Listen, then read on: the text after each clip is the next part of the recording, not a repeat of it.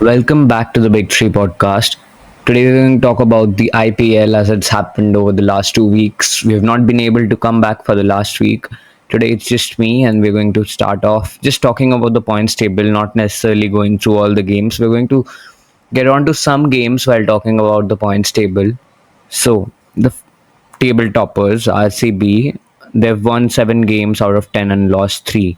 The most interesting game by far for RCB has to be the one against RR because I mean that's the kind of game you'd imagine RCB to lose even 1 year ago, maybe. Yeah, 1 or 2 years ago, RCB loses that like every single day out of a week.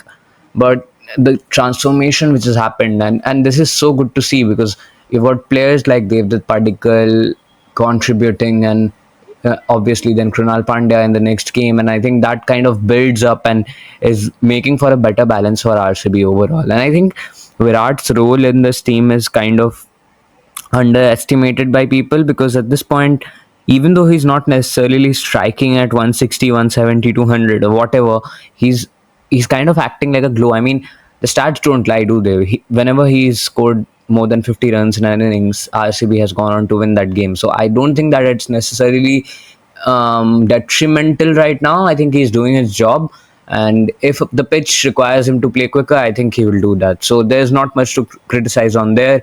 Again, like Tim David has been a revelation because no one expected Tim David to perform the way he's been doing for RCB. Like absolutely brilliant. Because someone like there was a void which is left in the RCB side after DK left, and someone had to fulfill that. He's doing a wonderful job at it.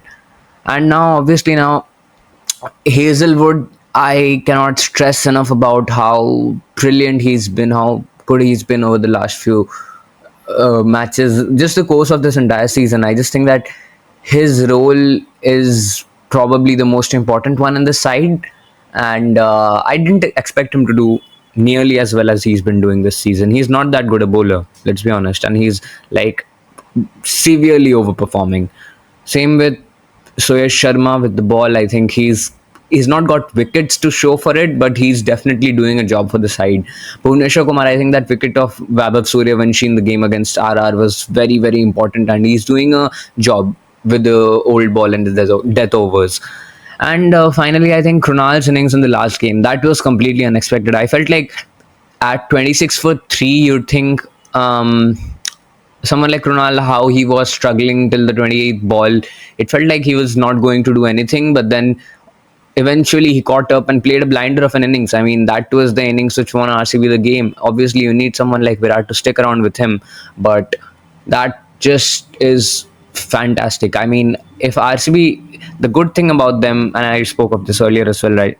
Because earlier you'd have three batters, two batters, and one bowler, and you'd have RCB tried to win with those few players, but right now you've got 11 players who are all contributing. Apart from I'd say Yash Dayal at this point, everyone is contributing, and even Yash is bowling well in the death overs or the final over. He's got some final over syndrome at this point. So I think a lot of good signs for RCB, and now the key thing for them would be to look at how the next 4 games for them are structured because you've got SRH. First, you've got CSK, SRH, LSG, and KKR. Out of those 4 teams, you expect RCB to win against CSK. You expect them to win against LSG. Now, I'm not really sure what they're going to do against SRH and KKR because I expect SRH to come hard at RCB, and KKR might be a game they could win. So around 9 to 10 games they should go home with, and then hopefully go on to the finals maybe. Then you've got the Mumbai Indians, and this has been probably the comebacks that we all kind of anticipated from the Mumbai Indians because if you look at how their lineup is structured, the day Rohit Sharma clicked for the Mumbai Indians, it kind of felt like it all came together again because they've got such a powerful batting unit and such a well-rounded side. You've got Bumrah, Bolt, Chahar, and then in the batting front you've got people like Surya Kumar Yadav, Hardik Pandya, Naman Dheer, Tilak Verma. That is a squad people dream of. I would say that kind of is not nearly at the level of the 2020 side, but it's still like somewhere around that mountain, and that in and of itself is a great achievement for them. And I think that they're going to be in serious contentions for the title along with RCB. So hats off to them. I think they're a storm which people would want to avoid at this point.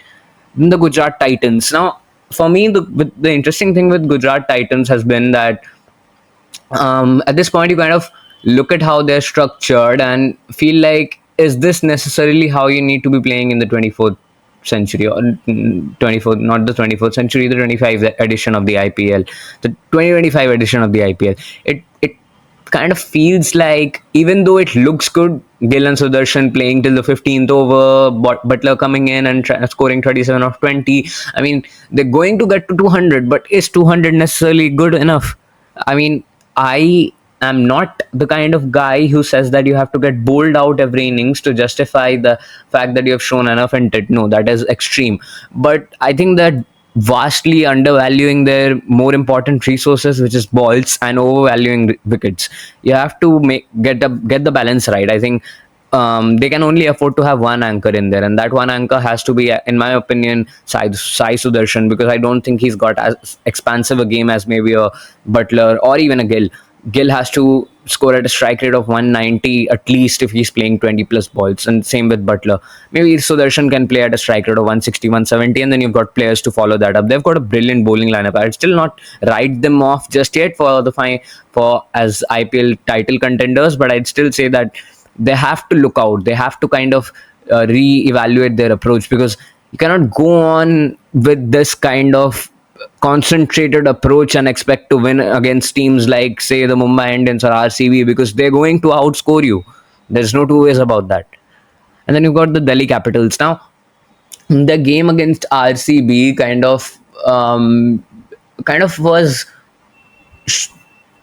showing of what kind of a way they've elected to play. I just think that a lot of bad decisions from Akshar Patel as captain recently, and uh, just that innings, I felt like Afaf is not coming off.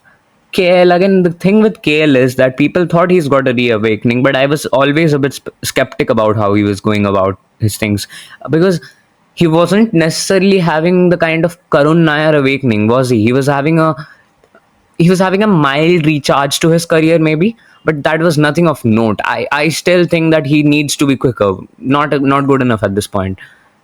For the Delhi Capitals, I just think that they had a very good start, but they kind of look like the wheels are falling off, and they need to catch up soon enough, because the next side below them are going to really, really go past them in a blitzkrieg. Which now we're going to come on to Punjab Kings. I think with Punjab, you've got a very volatile kind of a setup where if they come off, they're going to steamroll every other team, but if they don't, then they're going to look like idiots. And I think the main problem with Punjab right this season has been the Aussie problem, the Aussie question. Why have Punjab not played people like Shashank Singh over Stoinis or Maxwell in the batting order, when it's been clearly visible that the Aussies have not been able to perform this season at all? So you need to be able to back your Indian talent who's done well for you last season, rather than just keeping on playing the Aussies up the order. I just think that at a point it's kind of palpable how big the kind of favoritism is towards one demographic, and I think that's not right for a team. But apart from that, I think Prabhsimran Singh is looking really good. Priyansh Arya obviously is a wonderful talent. Shreyas Iyer, I don't know, he might have overperformed and now will start to plateau. But apart from that, I just think that the lineup has still got a high ceiling. So yeah, I'm still high on them. Then the Lucknow Super Giants. I mean, this is the team. This is the kind of team that I was like zero on from the start of the tournament, because you look at how they're structured, and it's so heavily dependent on Puran's form. I mean, the 5 games that which they've won are almost completely on the back of Puran scoring 80 of 38 every game, and that cannot happen. I think Puran, one player cannot sustain you throughout a competition. His form has run off, and so has Lucknow Super Giants form at the expense of that. And I think I spoke of this earlier as well. Pant's 27 crore, it looks like more and more of a stupid decision day by day, because I have always maintained this. Pant was never really a good white ball player. He might have had 1, 2, 3 good seasons, but apart from that, I don't think he's got the game. He does not understand the kind of role he has to play in white ball cricket. It's kind of like a Ben Duckett problem. Whereas, because if Ben Duckett came to play in the IPL, I don't know, he might do well. but I kind of see them as similar, because in Test cricket you've got kind of a setup which allows you to attack while profiting, because you've got a if you're able to do it. Whereas in T20 cricket, if you try to play like that, the way you would attack in tests, that is normal, and it might even come off as slow. And I think that's what happening with Pant, and he's not really got his game figured out. Obviously he's going to have a few good games, and that does not take away from my point. I think that he's still not an elite level T20 player, no chance. Then you've got the Kolkata Knight Riders. A lot of parts which are not working for them. I just think that for KKR to succeed in this competition, they have to kind of make sure that their their batting core sticks together. I just think, first of all, Nareen overperformed last year by a massive extent, and he's like kind of catching up from last year's form. And apart from that, I just feel like just nothing has been clicking for them. Honestly, it feels they could go on a run right now, but Rinku Singh is done. Russell has not really clicked. I don't know. I don't back them throughout this competition. Then the Rajasthan Royals. Um, I am 16, and looking at Vaibhav Suryavanshi play yesterday, it kind of felt like I need to get a move on with my life, because what is that guy even? He might not be 16, 14. Okay, he might be 17, he might be 16, whatever. That guy, for whatever age he is special, and that is like, that innings was something. I had my jaw dropped for every single six that he was hitting, every single boundary that he was hitting. It was just unbelievable, the amount of power that he was able to generate, the kind of shots, the kind of the back transfer, the way he was able to pick up the ball. It was phenomenal. And I think the combination of Suryavanshi and Yashasvi Jaiswal, Rajasthan are really, they've got the jackpot at this point. Just back them throughout, retain them for 10 years. You've got good players, for good two world class Indian players potentially with Vaibhav for 10 years. So they're set up for life. And if this is a rebuilding season for them, I don't know what a good season for them looks like. Now with the Sunrisers Hyderabad, they've failed quite comprehensively this season, and I just think it's a case of form not being on their side. It's not necessarily the fact that their approach is bad. I just think that once their form hits them, it could be this season itself. They could go on a string of wins, 5-6 wins on in a row, and then get like steamroll their way into the playoffs. That is completely possible.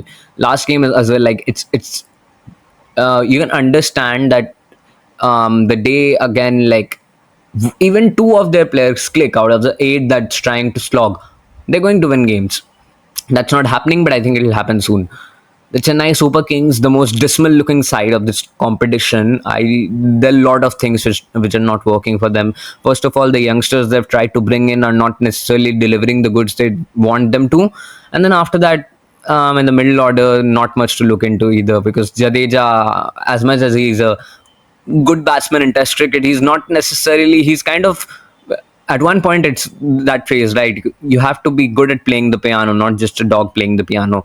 And that's what's happening with Jadeja, in my opinion. That he was a great batsman when he used to be a utility kind of player, coming in at number seven, doing a job for you. But when as a proper batsman, I don't think he fits the bill. And then you've got Dhoni, who I don't know. I just think that at this point, even though he's doing well for CSK, just has to look for a future plan. CSK, their bowling lineup as well. Noor is not doing well. Pathi Rana does not look like the same player he was.